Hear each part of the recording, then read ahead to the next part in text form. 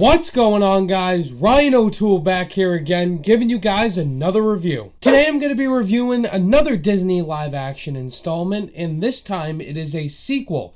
A sequel that nobody even asked for. And that movie is Maleficent, Mistress of Evil. This comes from the director of Pirates of the Caribbean, Dead Men Tell No Tales, and this movie stars Angelina Jolie back as Maleficent, Elle Fanning back as Aurora, and some new cast members in here, including Michelle Pfeiffer. If you guys are new here, feel free to click that subscribe button and that bell notification icon for more reviews, reactions, rankings, and more movie content. Taking place about 5 years after the original, Princess Aurora is now Queen Aurora of the Moors, and she's about to get married to King Philip. Maleficent is not happy about this idea of Aurora getting married, and she becomes a very overprotective mother figure to her and demands her not to get married, puts a curse on the king, and a whole type of fantasy adventure continues on forth. This war between different species continues on, and while there's a wedding as well. Now, the first Maleficent, as I alluded to earlier, this is one of those live-action Disney remakes that people didn't ask for a sequel to this. That first film really went against and degraded the source material. First of all, Maleficent is not a good person at all, and they made her a very lovable mother figure and caring to Aurora. She's not a good person at all. You can honestly tell what my reaction was when I heard they were making a sequel to this. I'm like, oh my God, why are you making a sequel to this? Like, what's the point of telling a new story? Some of the cast members return, and it basically is going to focus more on a fantasy adventure and a love story. I'm like, okay.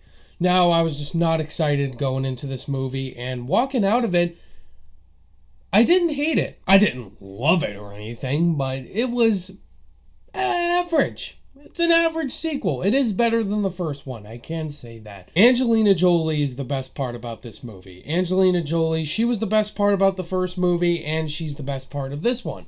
She's really great as Maleficent. She gives an amazing performance all around as the character of Maleficent. And here she's balancing the darkness of Maleficent, which is what was missing from the first film. She's able to express a lot of anger and emotion when other characters are backing down at her.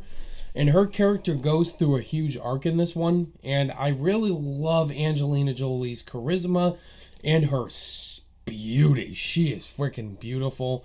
And the way she transforms into that evil Maleficent, but also having some emotion too. And I gotta say, Elle Fanning is actually better in this one than she was in the first film. She gives a better performance all around. In the first film, she was all like, itsy, pretty smiles. But in this one, she takes her role more seriously, and her character has grown and matured a lot. She's about to get married. Michelle Pfeiffer is in this movie as well, and it's great to see Michelle Pfeiffer as always. She gives a great performance as well. She's very charismatic as well, recognizable face, and she's doing her best Cersei Lannister impression. The costume design is great in this movie, and if it doesn't get nominated for costumes at the Oscars, I don't know what the Oscars are thinking, because the costumes in this movie are well flourished and they look great, especially Maleficent's costume. The dark phase subplot seemed like a really cool idea, trying to explain Maleficent and what she is, which is a dark phase. She has wings. There's other creatures that look just like her, and Chiwetel Ejiofor is one of those creatures. He looked really weird in the trailers. I didn't know what the heck they were going to do with his character. Chiwetel Ejiofor is having a really bad year. He played Scar in the live-action Lion King. And now here is as well.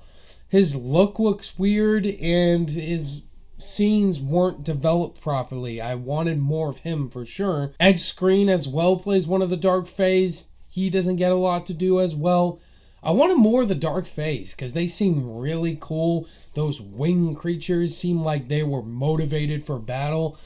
And they're just added in here, and they went nowhere really with them. Disney has a formula. With some of these live-action remakes, the formula is extremely predictable to the T. And when you can tell pretty much what the twist is going to be within the first 15 minutes of the movie, that's not good. But nothing too harshly negative about this movie. This is definitely not an awful movie, not as bad as the first one was. It is a slight improvement, I can say that, but I didn't love this movie overall. So if you're looking for a slight improvement of a sequel, this is slightly better. Angelina Jolie, magnificent. Michelle Pfeiffer, great. Costumes, gorgeous. But really just a lot of predictable elements that ended up being a very sequel. On my rating scale, I'm going to give Maleficent, Mistress of Evil a 2.5 out of 5 stars. Average. There you go, guys. That was my thoughts on Maleficent, Mistress of Evil. What did you guys think of Maleficent, Mistress of Evil? Did you guys love it?